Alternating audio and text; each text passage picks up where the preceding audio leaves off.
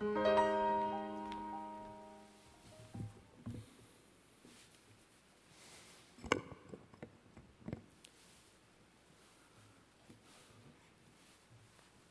사도신경으로 우리의 신앙을 고백하겠습니다. 나는 전능하신 아버지 하나님 천지의 창조주를 믿습니다. 나는 그의 유일하신 아들 우리 주 예수 그리스도를 믿습니다. 그는 성령으로 잉태되어 동정녀 마리아에게서 나시고 본디오 빌라도에게 고난을 받아 십자가에 못 박혀 죽으시고 장사된 지 사흘 만에 죽은 자 가운데서 다시 살아나셨으며 하늘에 오르시어 전능하신 아버지 하나님 우편에 앉아 계시다가 거기로부터 살아있는 자와 죽은 자를 심판하러 오십니다. 나는 성령을 믿으며 거룩한 공교회와 성도의 교제와 죄를 용서받는 것과 몸의 부활과 영생을 믿습니다. 아멘. 함께 찬송가 420장으로 우리 주님을 찬양하겠습니다.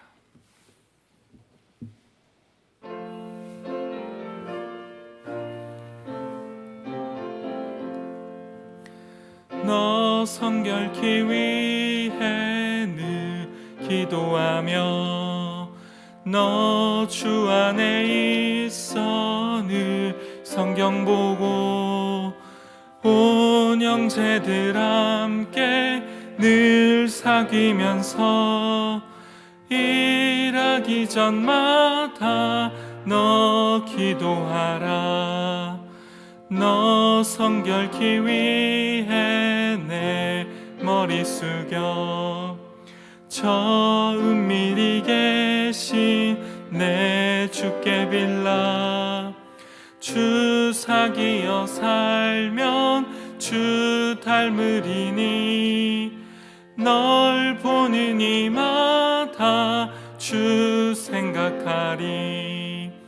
너 성결케 위해 주 따라가고 일 다급하여도 당황치 말고 참 즐거울 때나 또 슬플 때나 너 주님만 믿고 늘 따라가라. 너 성결케 위해 늘 기도하며 내 소원을 주께 다 맡기어라.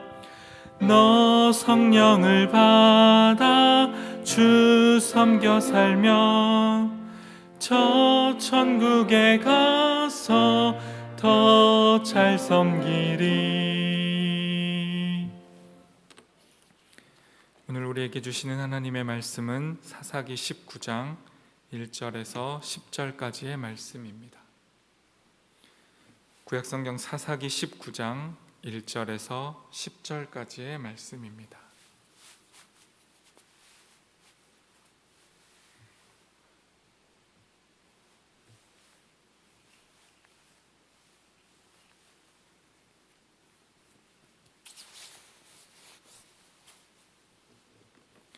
다 찾으신 줄 알고 저와 여러분이 한 절씩 교독하겠습니다. 이스라엘의 왕이 없을 그때에 에브라임 산지 구석에 거류하는 어떤 레위 사람이 유다 베들레헴에서 첩을 맞이하였더니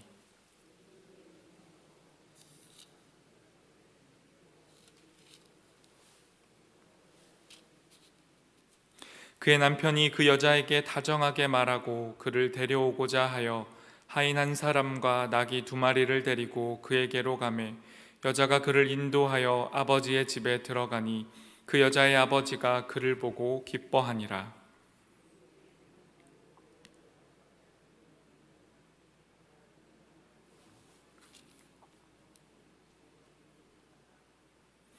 넷째 날 아침에 일찍이 일어나 떠나고자 하매 그 여자의 아버지가 그의 사위에게 이르되 떡을 조금 먹고 그대의 기력을 돋운 후에 그대의 길을 가라 하니라.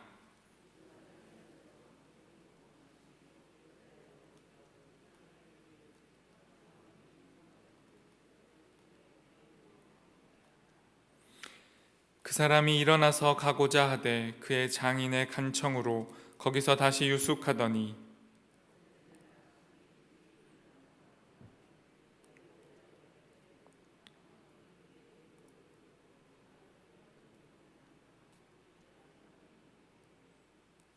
그 사람이 첩과 하인과 더불어 일어나 떠나고자 하매 그의 장인 곧 그 여자의 아버지가 그에게 이르되 보라 이제 날이 저물어 가니 청하건대 이 밤도 유숙하라.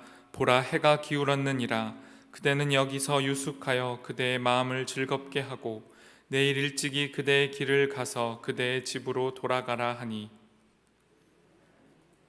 지내고자 하지 아니하여 일어나서 떠나 여부스 맞은편에 이르렀으니 여부스는 곧 예루살렘이라. 안장지운 나귀 2마리와 첩이 그와 함께 하였더라. 아멘.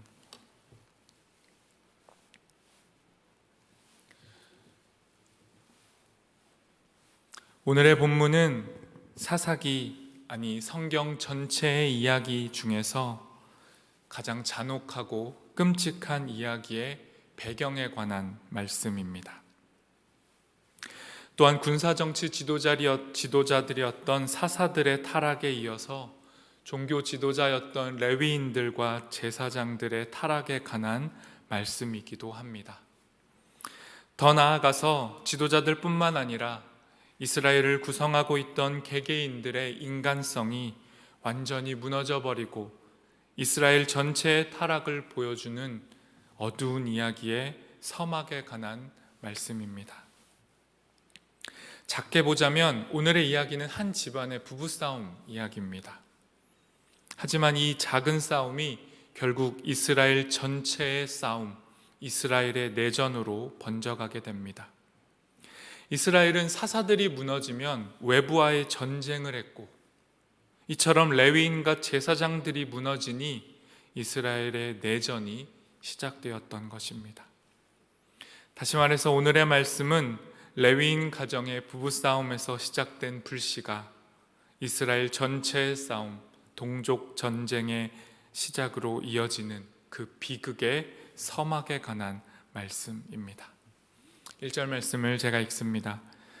이스라엘의 왕이 없을 그때에 에브라임 산지 구석에 거류하는 어떤 레위 사람이 유다 베들레헴에서 첩을 맞이하였더니. 본문은 사사로부터 시작해서 레위인, 제사장, 그리고 이스라엘의 모든 구성원들의 타락의 이유를 한 문장으로 드러냅니다.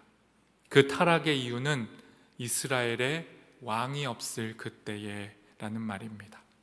왕이라는 기준점, 질서의 중심이 없었기 때문에 이스라엘은 모두가 각기 자기 기준에 오른 대로 선택하고 행동을 했던 것입니다. 무엇보다도 하나님의 말씀, 율법이라는 이 하나님의 기준으로 살아가고 사람들을 이 말씀으로 이끌어야 했던 레위인이 그 모든 기준을 버리고 자신이 옳은 대로, 마음대로 행동하고 있음을 오늘의 본문이 보여줍니다. 이름조차 등장하지 않는 이 레위인은 에브라임 산지 구석에 거류하고 있었다라고 말씀합니다. 거류라는 말에서 유추할 수 있듯이 레위인은 본래 자신에게 정해진 지역에서 살아야 하는데 지금 이 레위인은 그 정해진 지역도 아닌 에브라임 산지 산골 그 구석에까지 들어와서 살고 있었던 것입니다. 그리고 본 부인이 아닌 첩을 두고 있었다라고 말합니다. 당시의 첩은 대를 잇기 위한 수단 혹은 남성의 성적인 욕망을 위한 제도로 허용되고 사용되고 있었습니다. 율법이 첩을 금지하지 않고 있었지만 그럼에도 이스라엘을 이끌고 말씀으로 지도해야 할 레위인에게 이 첩은 분명 어울리지 않는 선택이었습니다. 그럼에도 레위인은 첩을 두었고 자기의 지역이 아닌 어느 산골에서 자기의 정체성을 망각한 채 마음대로 살아가고 있었던 겁니다. 2절 말씀입니다. 그 첩이 행음하고 남편을 떠나 유다 베들레헴 그의 아버지의 집에 돌아가서 거기서 넉 달 동안을 지내매. 이 행음했다라고 번역을 했는데요, 이 행음했다라는 말의 본 뜻에는 화를 내다라는 의미도 함께 있습니다. 그래서 새 번역과 오래된 성경의 다른 번역들에서는 이 첩이 행음했다라고 하지 않고 화가 나서 남편을 떠났다라고 번역합니다. 맥락을 보자면 행음보다는 화가 나서 떠난 것이 맞습니다. 그러니 이 첩은 범죄하고 죄악된 그릇된 행동을 해서 버림받은 것이 아니라, 이유는 알 수 없지만 이 남편 레위인의 잘못에 의해서 화가 났고, 그래서 큰 부부싸움이 일어났고, 결국은 자기의 아버지의 집으로, 고향인 베들레헴으로 떠나버린 상황이었습니다. 3절 말씀입니다. 그의 남편이 그 여자에게 다정하게 말하고 그를 데려오고자 하여 하인 한 사람과 나귀 2마리를 데리고 그에게로 가매 여자가 그를 인도하여 아버지의 집에 들어가니 그 여자의 아버지가 그를 보고 기뻐하니라. 화가 나서 떠나버린 이 첩을 데려오기 위해서 남편이 길을 떠납니다.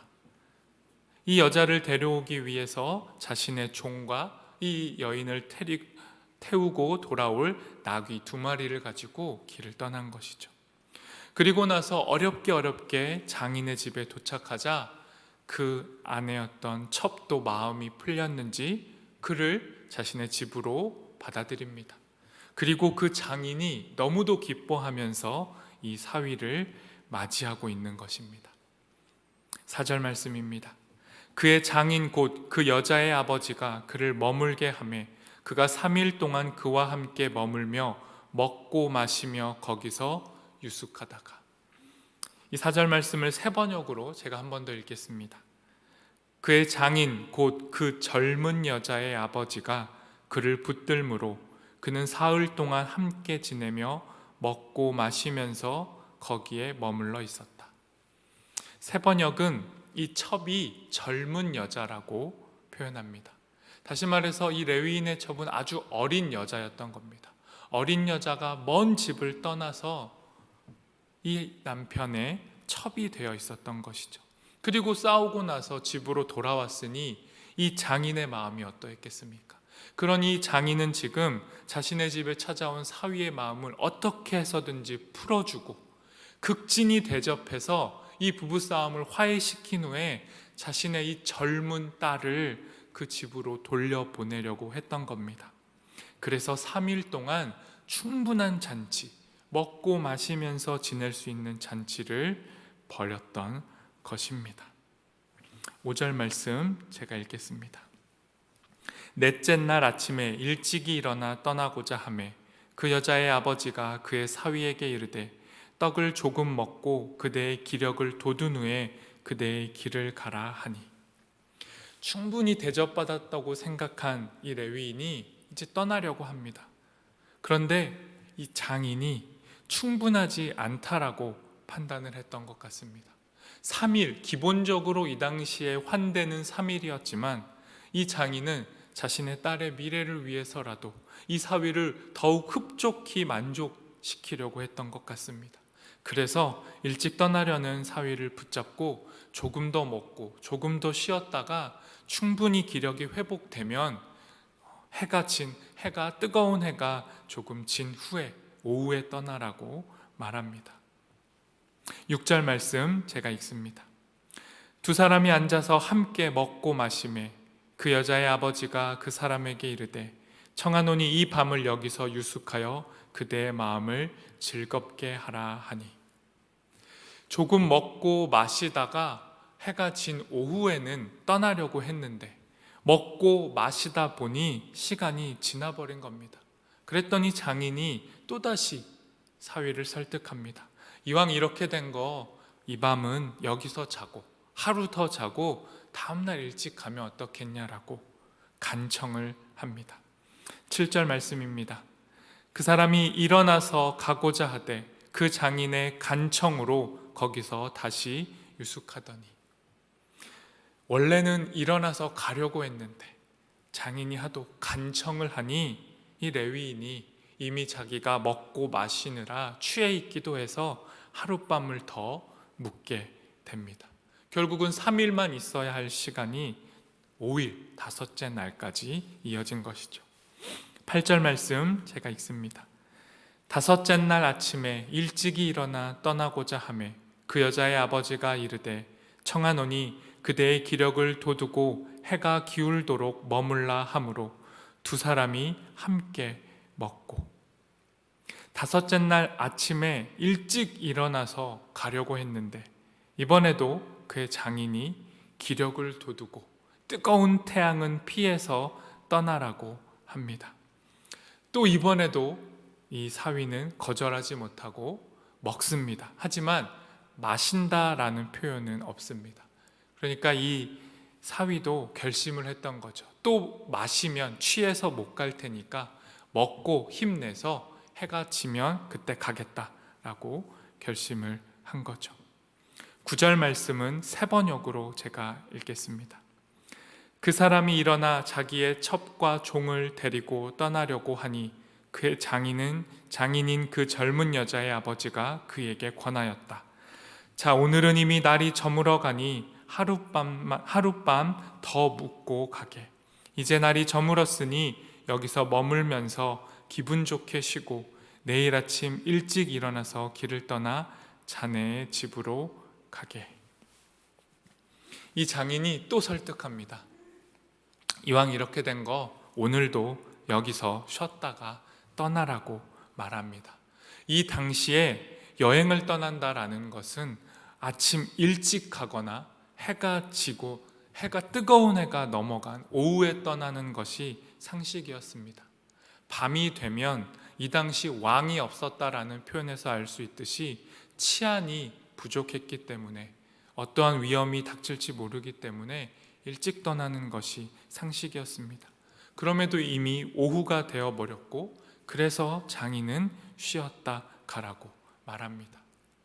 이 장인이 이토록 자기의 딸이 떠나는 것을 막았던 이유가 무엇이겠습니까?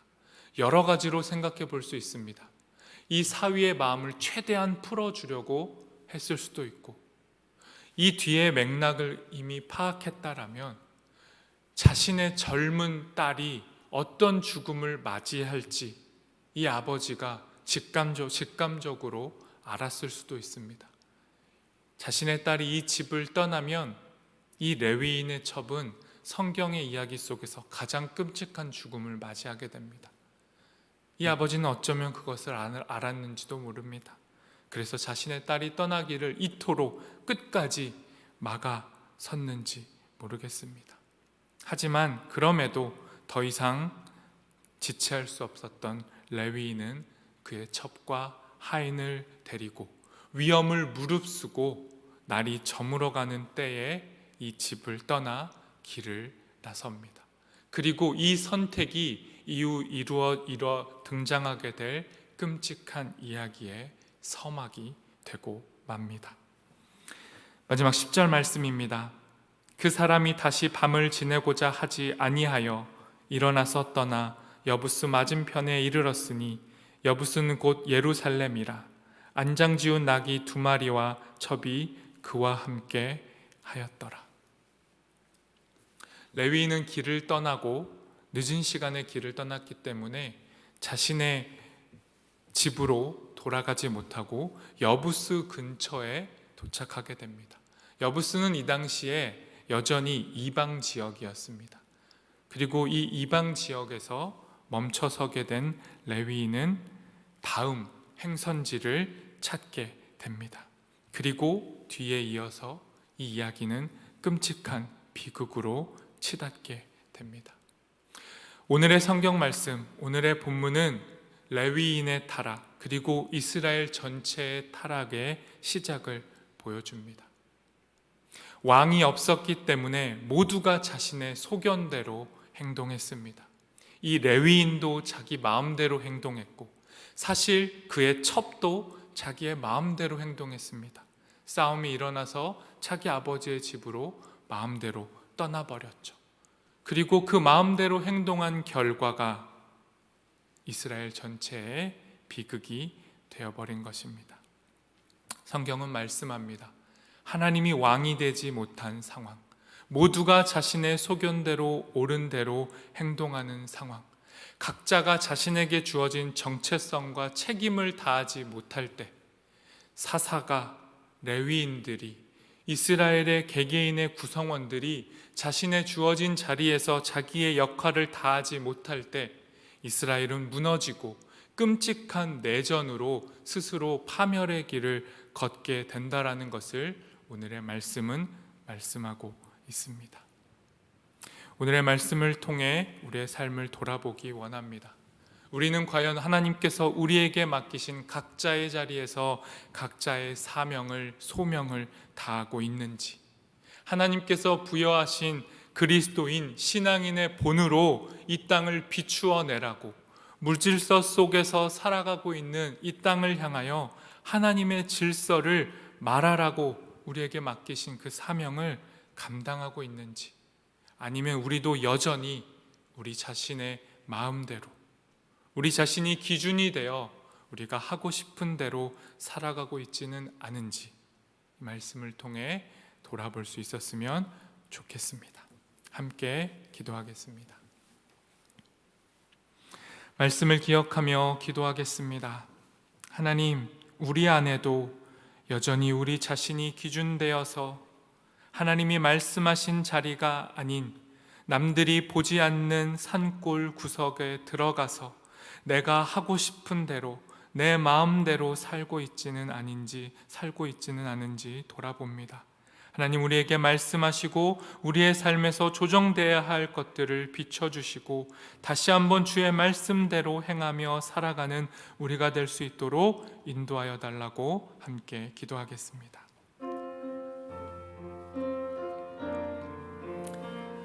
하나님, 말씀해 주시니 감사합니다. 한 레위인의 가족의 부부의 싸움이 하나님 결코 작은 이야기가 아니라 하나님을 떠난 자들의 인생의 비참함을 보여주고 하나님 그 선택이 얼마나 끔찍한 결과를 가져오는지 말씀해 주시니 감사합니다. 하나님의 말씀을 거울 삼아서, 하나님의 말씀을 우리의 삶의 기준 삼아서 우리의 삶을 점검합니다.